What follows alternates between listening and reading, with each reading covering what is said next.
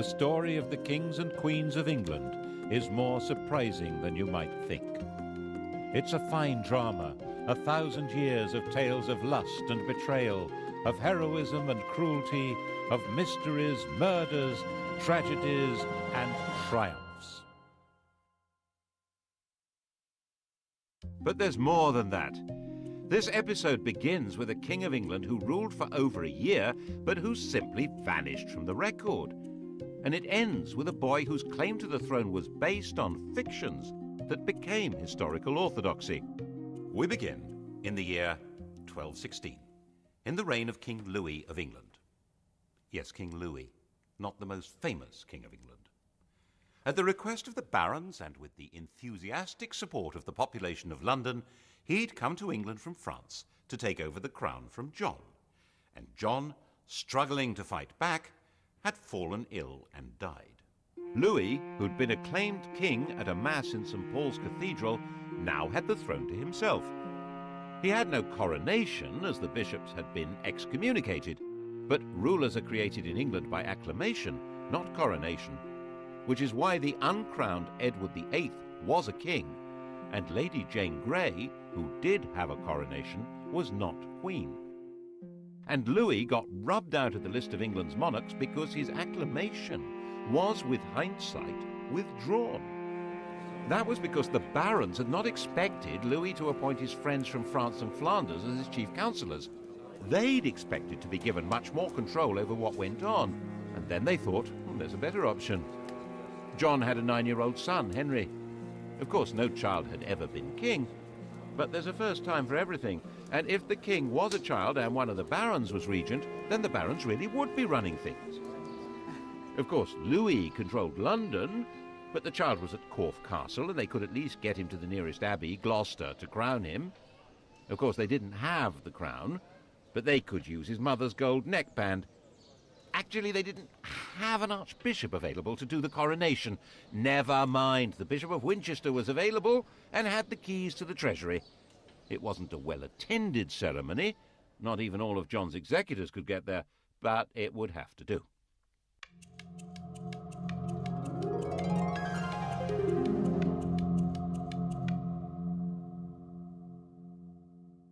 Naturally, little Henry III was not actually exercising the powers of king. That was the job of a baron, the regent. The chap that got the job was a 70-year-old Earl of Pembroke, William Marshal.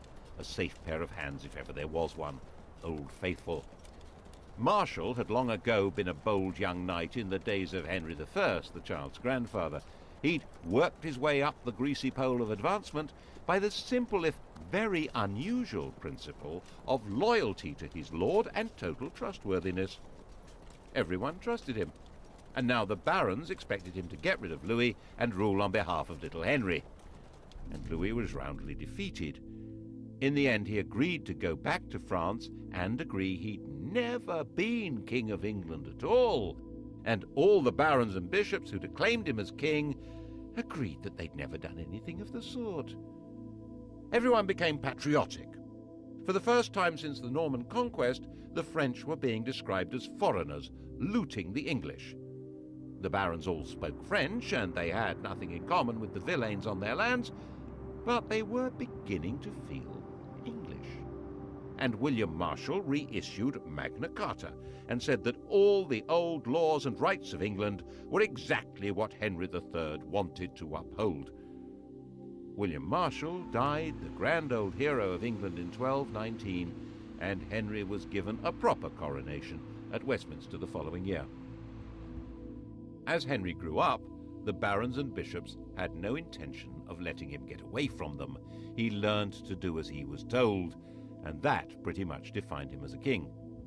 What the barons and the bishops hadn't thought about was that one day he would be listening not to them, but to his wife. Perhaps one of them should have married him. Instead, in 1236, he married Eleanor, a younger daughter of the Count of Provence. He was 29, she was about 19, and she wrapped him round her finger. She arrived with her uncle, who immediately started running the king's life and carted huge amounts of treasure off to his homeland. Then she got another uncle installed as Archbishop of Canterbury. Her physician became the Bishop of Durham, and large sums of money, supposedly going to her mother, were actually funding the wars of her brother-in-law, the Duke of Anjou. She was inevitably staggeringly unpopular.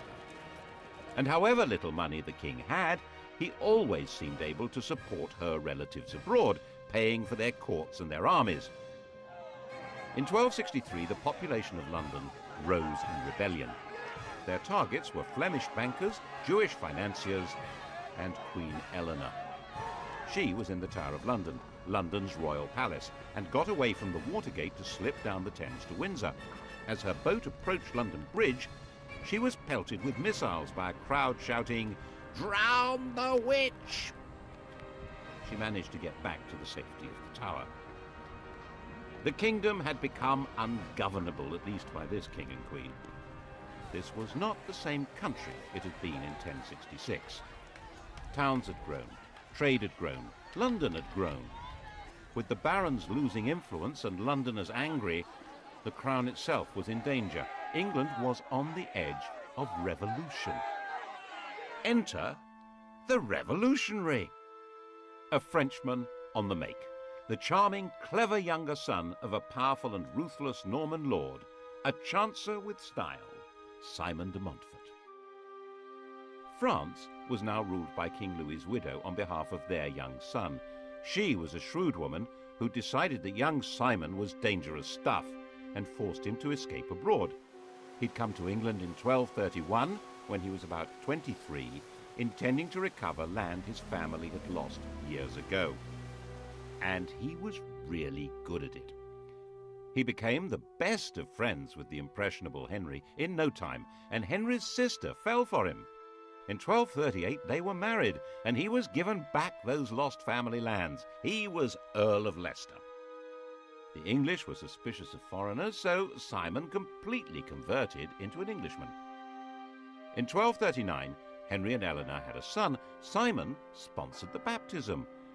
They chose the name Edward, after the great Anglo-Saxon king Edward the Confessor. This French royal family had adopted English patriotism. But as the political crisis deepened, Simon became increasingly committed to the total reform of government. Eventually, the crisis became a full-blooded civil war, and by the time the war ended in 1264, Henry and his son Edward were Simon's prisoners, and he took over the country.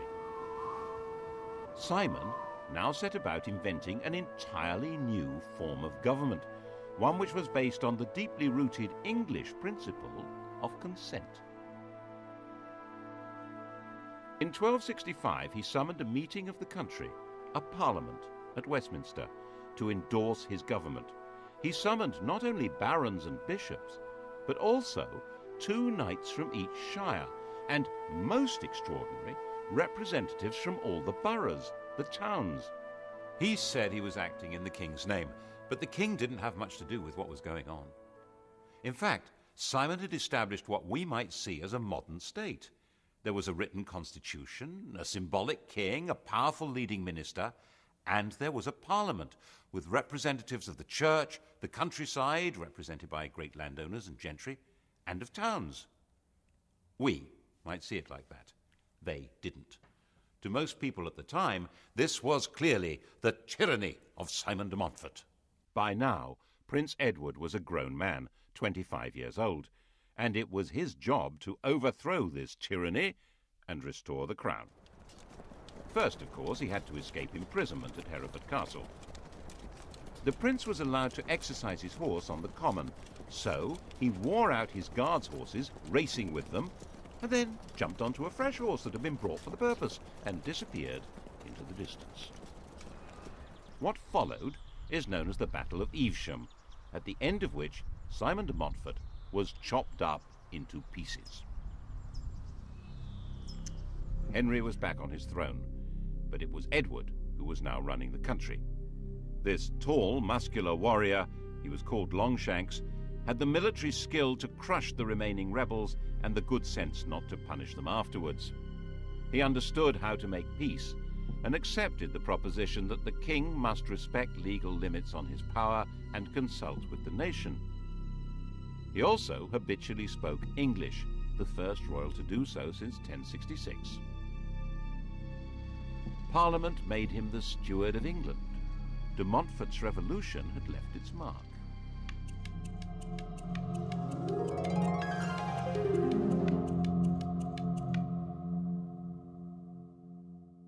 The old king died in 1272, having reigned for 56 years.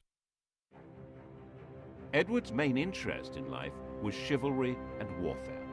His natural costume was armor. It had been since he was a child. When Henry died, Edward was out of the country on crusade. He came home to be crowned with his queen, yet another Eleanor, in 1273. The daughter of the King of Castile, she'd already borne Edward 6 children. They would have 10 more. England now had something like a settled system of government. Edward confirmed the existing charters, including Magna Carta, and was able to leave the business of government and justice to his council and judges. His main concern was how to gather the money to conduct his military interests without provoking more rebellions. He hit on a brilliant policy. He invented nationalism. To demonstrate that his kingship was rooted in English tradition, he and Eleanor conducted the most remarkable ceremony at Glastonbury in 1278. In 90, the monks of Glastonbury had found graves which were believed to be those of King Arthur and Queen Guinevere. The bones had been placed in the Lady Chapel. Now, 88 years later, King Edward carried the bones of Arthur and Queen Eleanor those of Guinevere. They put the legendary remains in a magnificent tomb in the main church. Edward presented himself as a new Arthur. All this was part of a wider campaign to give his kingship the power of myth, and so unite the country behind him. This unity was going to be needed when he claimed supremacy over all Wales. It worked. When the Welsh princes rejected his claim, he was able to raise the money to make an enormous military effort. He became the first English king to totally conquer this mountainous territory. One of its princes, Llywelyn, was killed in battle. His head was mounted on the Tower of London. The other, Dafydd, was put on trial for treason before Parliament and sentenced to be drawn, hanged, beheaded, and quartered. This was a savagery previously unknown in English law. The English system of shires and hundreds was now extended to cover all Wales, and the conquest was emphasized by huge state-of-the-art royal castles like this one at Carnarvon. Edward's war chest was based on a new source of royal finance. In 1275, Parliament granted him the right to charge customs duties on wool. See how useful it was having a parliament with merchants to agree to taxes. Nevertheless, popular rhymes suggested trouble was brewing. The king he wants to get our gold, the queen would like our lands to hold. His war chest had come from Jewish moneylenders, but now they had no more to give. Never mind, the Jews could serve another purpose. Italian bankers would provide advances on the customs duties and collect the taxes themselves, and Edward could unite the country behind him in persecuting the Jews. 650 years later, the Third Reich would adopt his entire program. First, Edward decreed that they were a threat to the country. Their movements and activities were restricted. To identify them easily, all Jews were obliged to wear a yellow patch in the shape of a star. Next, he arrested all the heads of Jewish households. Over 300 were taken to the Tower of London and executed, while others were murdered in their homes. Finally, in 1290, the king banished all Jews from the country. By now, the armored overlord was a national hero.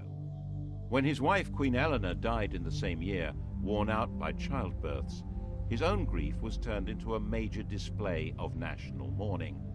Her body was ceremonially carried from Lincoln to Westminster and a memorial cross erected at every one of the 12 resting places, including here at Charing in London. Charing Cross. It was time to enlarge the kingdom again.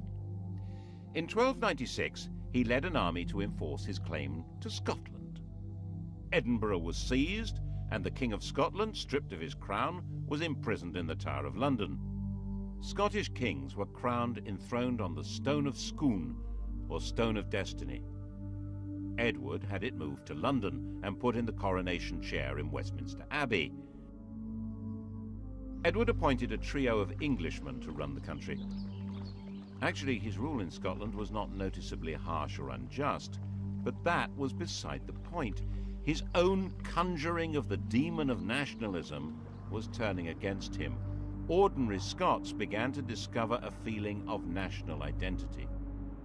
A popular Scottish resistance movement grew, led by William Wallace, better known nowadays, outside Scotland at least, as Braveheart. Most of Scotland had broken free before he was defeated.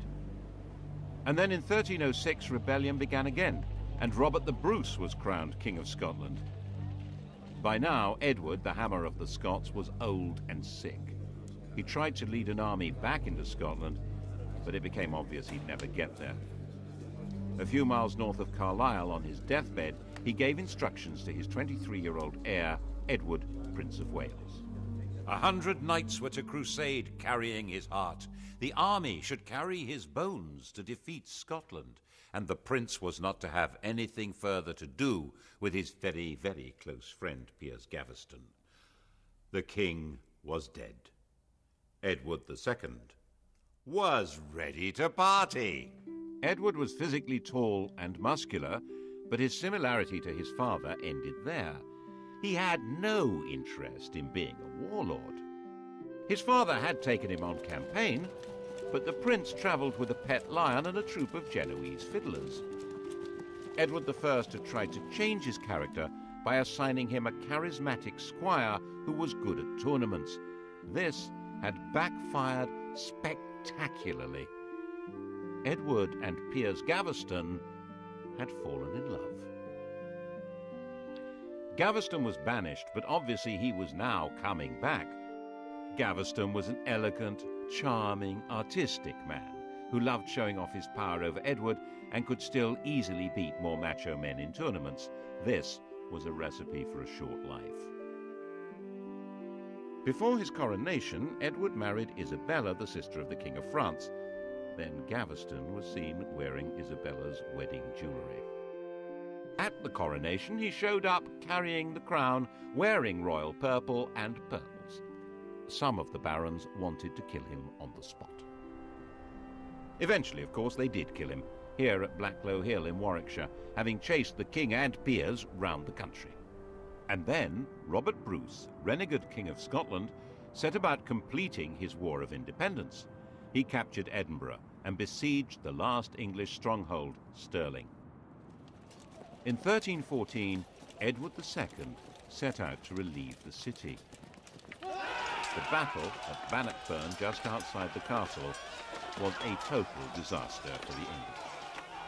Edward's troubles were made worse by the fact that the climate, which had been benign for about 100 years, took a dramatic and long-term turn for the worse in 1315.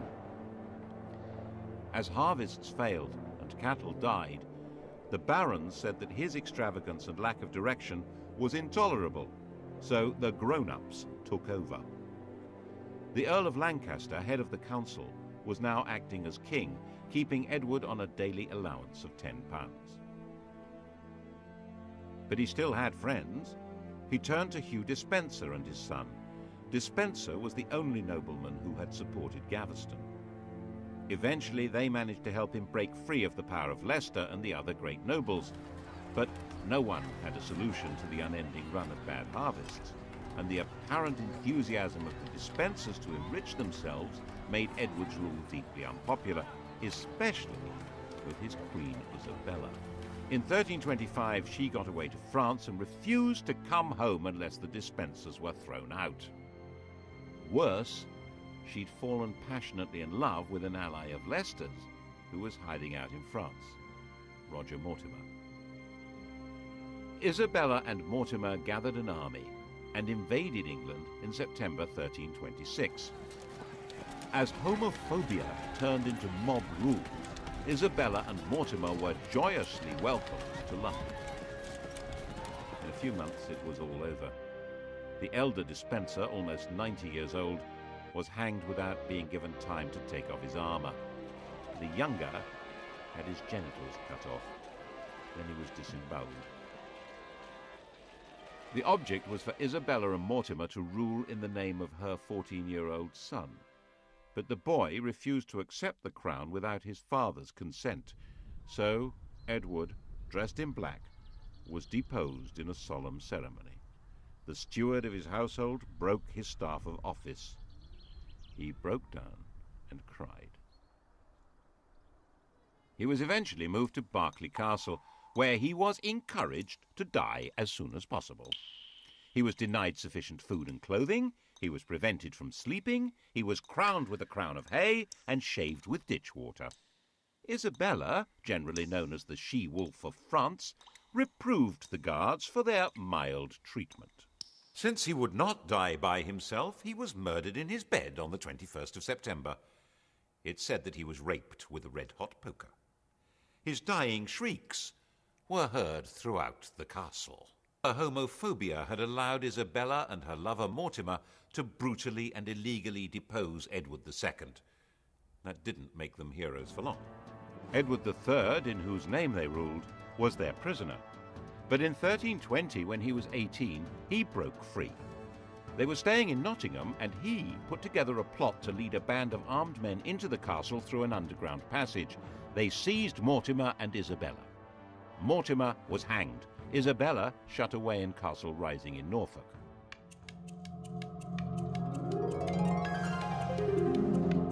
And England had a king again. Law and proper government would be resumed under a handsome young man, properly entitled to the throne, who also happened to be a fine chivalrous knight who spoke English, French, and German, and who was already married with a baby son.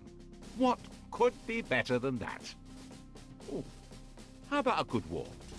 Edward decided on the most extraordinary and significant military campaign since the Norman Conquest. He announced that by the laws of inheritance, he was the rightful successor to the throne of France. It was rubbish. It wasn't. But he certainly meant to be. And in 1337, he began preparing his invasion. Actually, there were two genuine reasons for this, and neither had anything to do with the law of succession. One was that the French were supporting the Scots, and so long as that continued, the King of England would never be master of Scotland. And northern England would be constantly threatened by raiders, looters, and Scottish armies.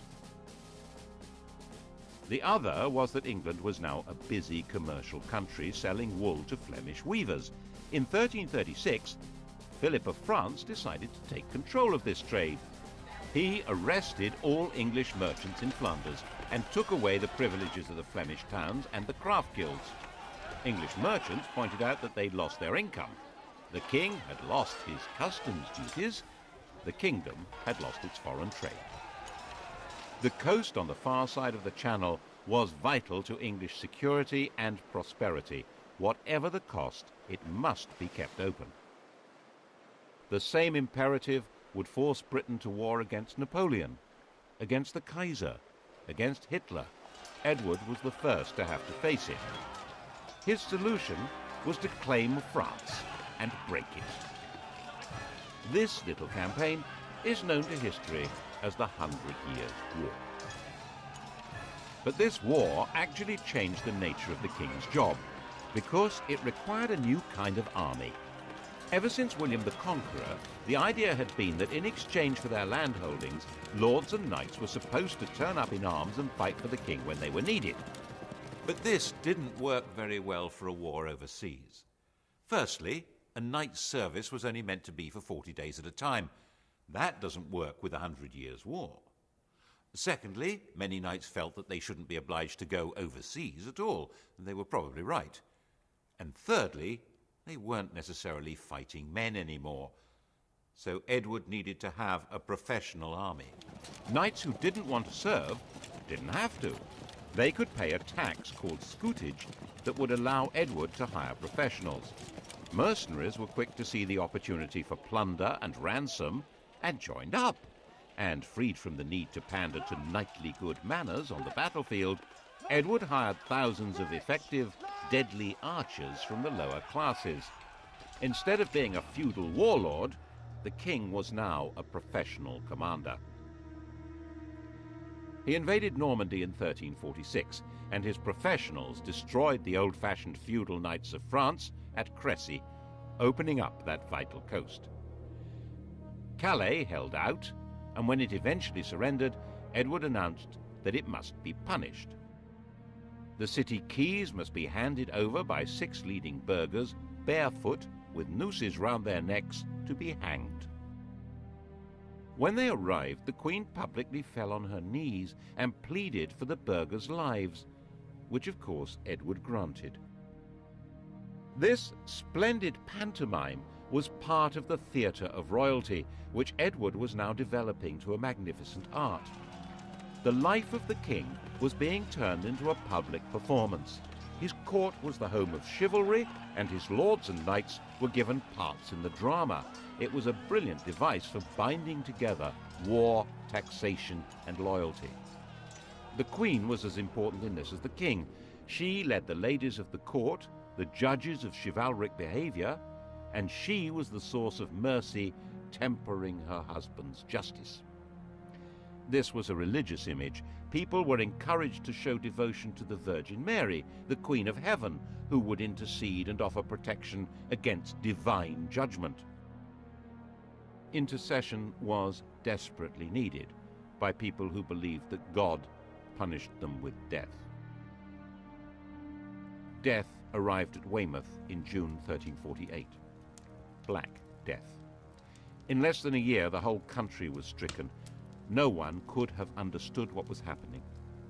Once a person was infected, large, foul-smelling swellings developed in the groin, neck, and armpit. Death followed within 2 or 3 days. The disease killed more than a third of the population, and by 1350, the population of England was half that of 1315.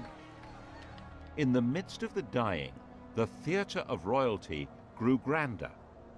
Edward created the Order of the Garter, where 2 tournament teams played out an Arthurian drama based on St. George's Chapel at Windsor. The castle was rebuilt for the show.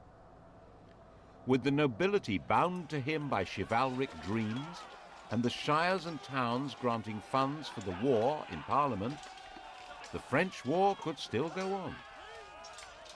Another decisive victory at Poitiers in 1356 brought France to the point of disintegration. But by now, the war couldn't be ended. The nobility and troops saw endless vistas of plunder, while the king's only chance of income came not from his withered population, but from rich ransoms. This war would last 100 years. By the time Edward died in 1377, 65 years old, the townsmen and peasants of England were sick of the whole thing. The king's oldest son, Edward the Black Prince, had been the flower of chivalry and hugely popular, but he died a year before the king. The successor to the throne was the Black Prince's 10-year-old son, Richard. Real power, though, lay with Richard's uncle, John of Gaunt.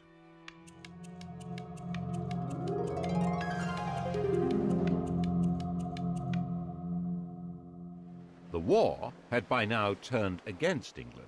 The French were ravaging the English coast. The shrunken working population demanded proper wages. They had no interest in performing feudal duties on the land, while desperate landowners needed more than ever to enforce them. Gaunt's government needed money and tried to raise it from a poll tax, not understanding that the population was far smaller than before. When they failed to raise the money they'd expected, they tried again, and England erupted. Lords, nobles, bishops, get rid of them all! Who needs them? When Adam delved and Eve span, who was then the gentleman? The so-called Peasants' Revolt of 1381 was actually an uprising of the respectable people of towns and villages across England. Its aim, at least for the rebels that captured London, was an end to lordship in church and state. Just one archbishop and a king. Specifically not, they added, a king called John. They detested John of Gaunt, who went into hiding. The dramatic moment, of course, was the meeting of Richard and the rebels at Smithfield on the 14th of June. The rebel leader, Wat Tyler, was talking to the king when the mayor of London cut him down. The rebels immediately drew their bows, and the king, now 14 years old, rode forward to calm them. I will be your captain. Come with me into the fields, and you shall have all you ask. And they dispersed as he told them. It was an astonishing lesson in the mysterious power of kingship. The rebels should never have trusted him, of course. Once the danger was past, the ringleaders were hunted down and killed. Villains ye are, and villains ye shall remain. Years later, when Richard would need popular support, he would find he had none. But Richard had been given a dramatic vision of himself. He seems to have been convinced that the basis of his power lay in the special authority of sovereignty. He was the first English king to have portraits made. Instead of wars, he offered tournaments accompanied by music and dancing with the ladies of the court. But Richard's choice of companions were not the kind of men that most barons approved of. And above all, Richard abandoned the war with France, leaving France in control of Flanders. Unpleasant references were made to Edward II, and look what happened to him. He found himself up against a group of noblemen who called themselves the Lords Appellant, appealing to have his closest advisers removed and take over the government, which is what happened. Richard was effectively dethroned. He was able to recover power in 1397. As part of his efforts to secure his throne, he exiled Henry Bolingbroke, John of Gaunt's son. But Bolingbroke came back with a vengeance, and Richard found that wherever he turned for support, it simply wasn't there. Bolingbroke captured him, demanded his voluntary abdication, and then sat on his throne. Richard disappeared into a prison in Pontefract Castle, where he was murdered. Richard had no children. The line of the Black Prince, Edward III's eldest son, had come to an end. The proper heir to the throne was an 8-year-old boy called Edmund, living in Ireland, the great-grandson of King Edward's second son. Henry's father was the third son, so Henry was certainly not heir to the throne.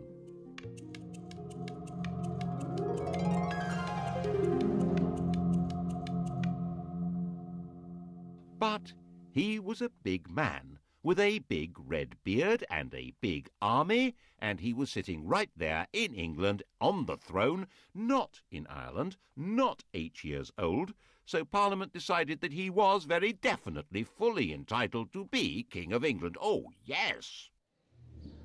Edmund spent the whole of Bolingbroke's reign as a well-maintained prisoner.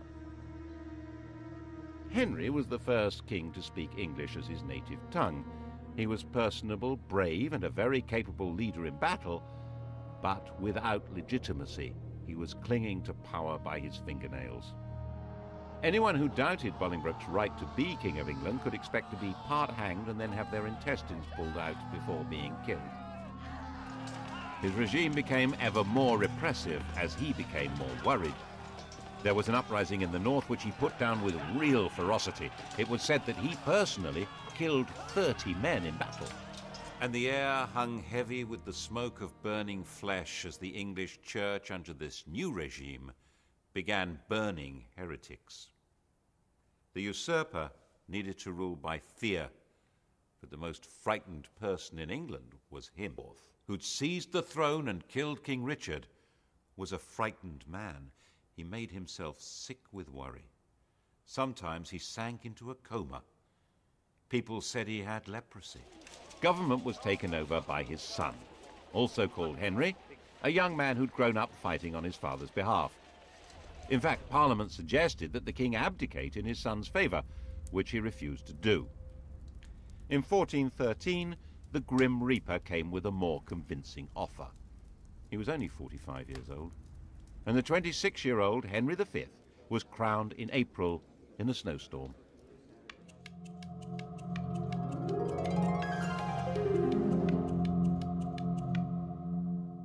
Henry V did all he could to get the country back onto a stable footing. He gave Richard II's remains a proper burial, and of course he got back to the important business of invading France. France was still in a state of disintegration, ruled by Charles VI, a man with a severe mental disturbance. In a fit of derangement, he'd slaughtered his own attendants.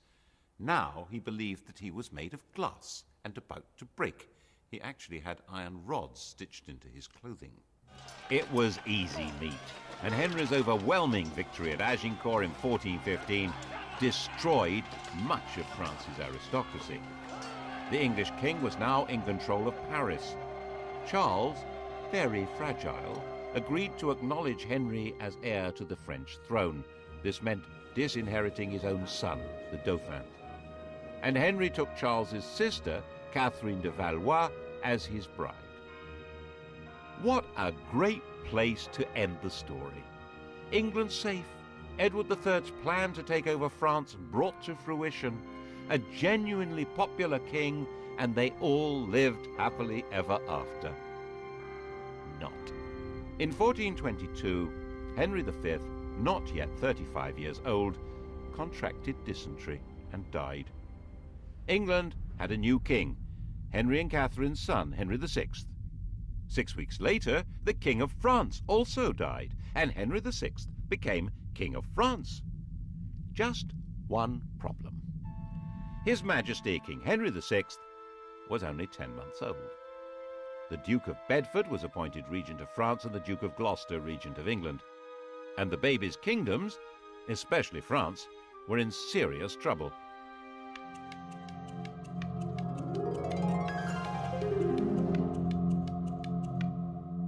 The Dauphin wanted his kingdom back, and everything the English had done, ravaging the countryside, destroying all authority and stability, could have been calculated to create a passionate nationalism. It was entirely natural for people to believe that Joan of Arc was on a divine mission to drive the English out of France and give it its rightful king. Under her inspirational leadership, the Dauphin's forces took over Orléans and Reims, and he was crowned King of France in Reims in 1429. Little Henry had still not been crowned king of anything. Something obviously had to be done about that, so later the same year, now 7 years old, he had a coronation in Westminster Abbey. The idea was then to get him to Reims, where kings of France are supposed to be crowned. But that just wasn't safe, so he ended up being crowned King of France in Paris. It was all a mess. In fact, English forces were now fighting a losing battle. The new factor in the equation was gunpowder. Cannon and handguns changed the whole nature of warfare. And Henry did not grow up to be a warrior. A quiet, studious young man, he never felt it was his job to lead the English forces in battle. They were finally destroyed at Castillon in 1453. The 100 Years' War was over. England was left with no possessions in France except Calais. But Henry's problems had barely begun. The taxes needed to fight the war and corruption among royal officials meant the country was disheartened and angry, and the issues of legitimacy that had lain pretty dormant in England since Henry Bolingbroke usurped the throne were now coming out of the woodwork. Richard II had been the last legitimate king of England, if there was such a thing. He'd been succeeded by his murderer, Henry Bolingbroke, the father of Henry V, the grandfather of Henry VI. They were all descended from John of Gaunt, Duke of Lancaster. But that wasn't the legitimate line of descent. John of Gaunt had an elder brother, whose descendants were still alive. The rightful King of England had not been Henry IV, but Edmund, the Earl of March. And now that Edmund was dead, it was his nephew, Richard, Duke of York. Edmund had carefully and probably wisely never made a point of making his claim. Henry IV and Henry V had been seriously powerful men, but Henry VI wasn't in the same league. His interest was not in war but in learning. He founded Eton and King's College, Cambridge, and he was a gentle, pious man. There were many who believed that he was more a saint than a king. Richard, Duke of York, now 40 years old, decided that it was time for the crown to fall into his hands. His claim was supported by most of the barons of southern England.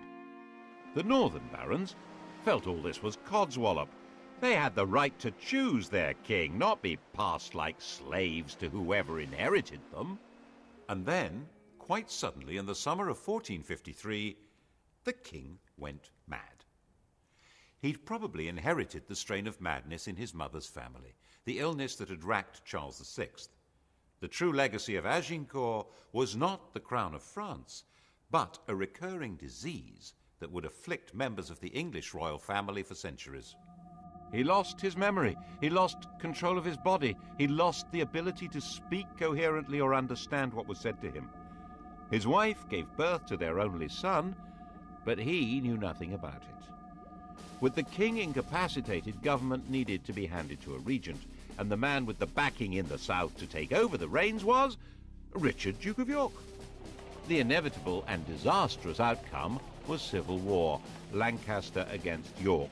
Their badges, the Red Rose of Lancaster and the White Rose of York, gave history the Wars of the Roses. To begin with, it was a war for control, not of the crown, but of the king. Richard didn't want to be crowned while Henry was still alive, nor did he want to kill him, but he did want to control the government and be recognized as Henry's successor. The king made a partial recovery, but was quite incapable of taking charge of his own defense. His queen made an impressive effort to do it for him. Margaret commanded in the Battle of Wakefield in 1460, when Richard of York was killed. Richard's son, Edward of York, had none of his father's qualms about taking the crown. In March 1461, Edward, without any parliamentary approval, had himself crowned Edward IV.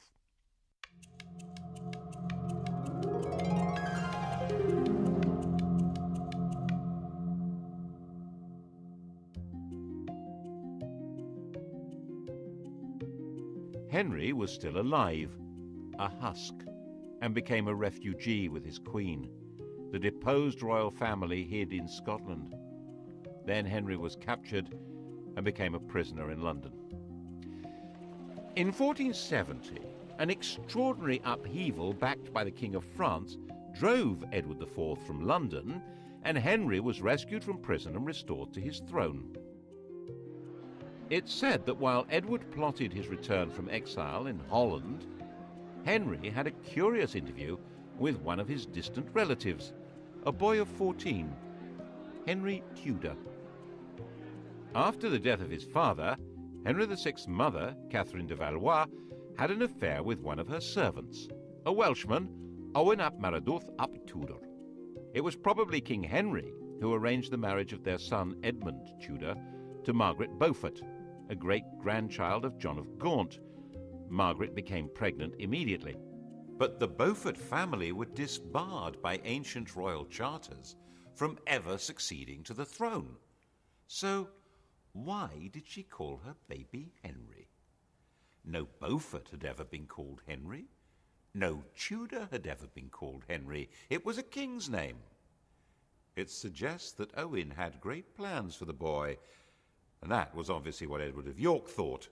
As soon as he had Owen Tudor in his power, in 1461, he had his head chopped off. His head was displayed, lit up with 100 candles.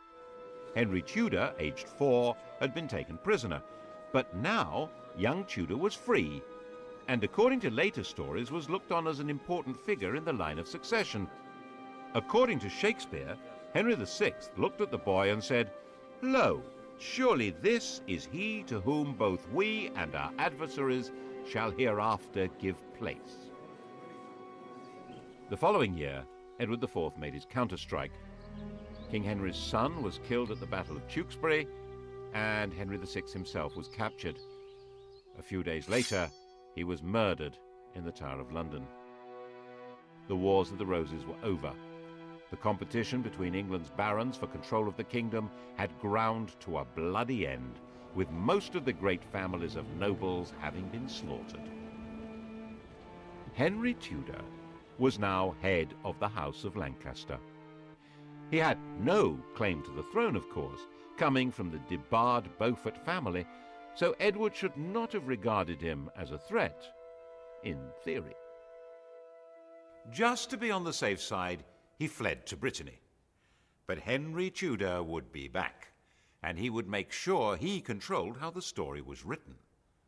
In the next program, we'll see how Henry Tudor shaped our knowledge of what followed, creating the story of the most evil king in history and setting the stage for the most heroic queen.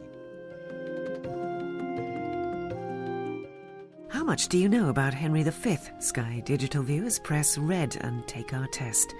The turbulent reigns of the Tudors tonight at 10. Coming up next, protecting US bombers from German attack, the P-51 Mustang, decisive weapon.